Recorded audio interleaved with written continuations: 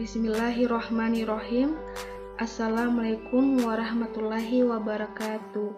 Perkenalkan, nama saya Nira Wahyuni dengan NIM 202101010121, Program Studi Pendidikan Agama Islam, Fakultas Tarbiyah dan Ilmu Keguruan.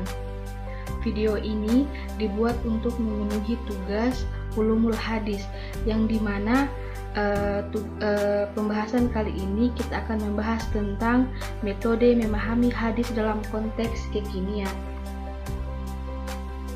Pembahasan kali ini kita akan membahas tentang metode memahami hadis dalam konteks kekinian. Sebelum kita masuk lebih dalam dari materi, kita harus mengetahui dulu apa itu pengertian hadis, metode memahami hadis, dan memahami hadis dalam konteks kekinian. Yang pertama itu pengertian hadis. Hadis adalah satu dari 4 sumber hukum Islam yang disepakati para ulama. Hadis menjadi rujukan bagi umat muslim untuk menjelaskan hukum-hukum yang terdapat dalam Al-Quran. Secara terminologis, hadis dimaknai sebagai ucapan dan segala perbuatan yang dilakukan Nabi Muhammad. Sedangkan secara bahasa, hadis berarti perkataan, percakapan, segala perbuatan, dan keadaan atau perilaku Nabi Muhammad. Selanjutnya, pemahaman yang kedua yaitu metode memahami hadis. Ada 3 dalam metode memahami hadis. Yang pertama, metode tekstual.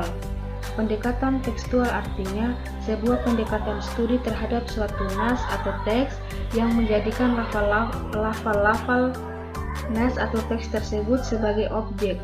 Pendekatan ini menekankan analisanya pada isi kebahasaan dalam mengenai suatu teks. Interpretasi memahami hadis secara tekstual adalah pemahaman terhadap matan hadis berdasarkan teksnya semata. Teknik interpretasi ini cenderung mengabaikan latar belakang peristiwa hadis, asbab al-wurud. Yang kedua, metode kontekstual.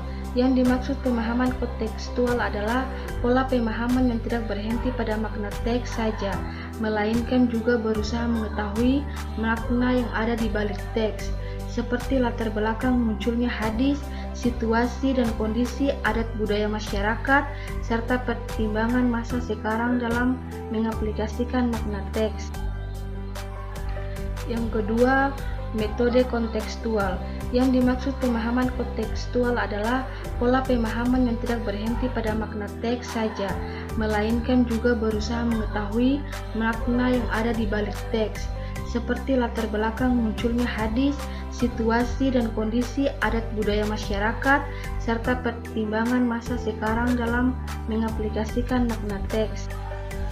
Pemahaman kontekstual atas hadis menurut Edris Safiri adalah pemahaman hadis-hadis Rasulullah dengan memperhatikan dan mengkaji ketertarikannya dengan peristiwa atau situasi yang melatar belakangi munculnya, atau dengan kata lain, memperhatikan dan mengkaji konteksnya.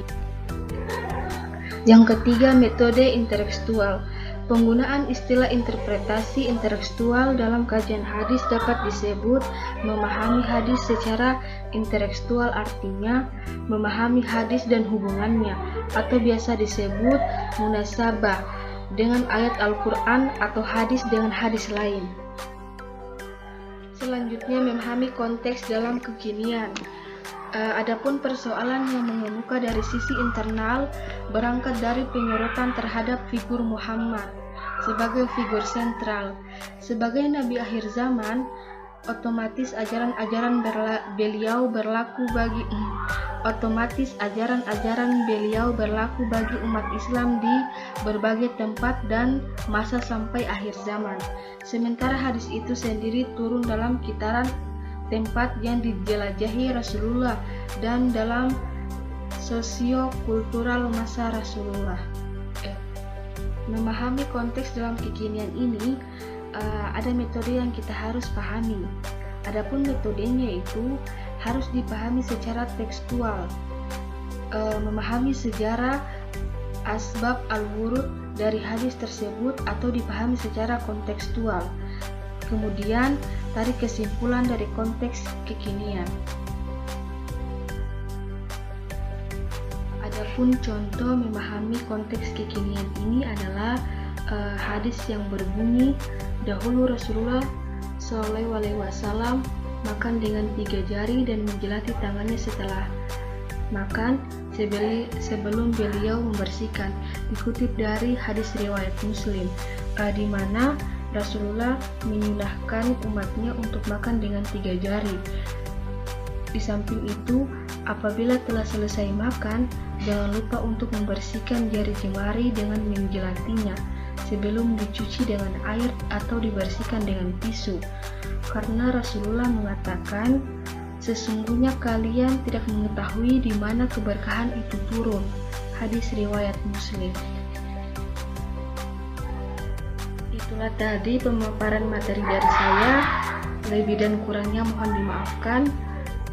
Assalamualaikum warahmatullahi wabarakatuh.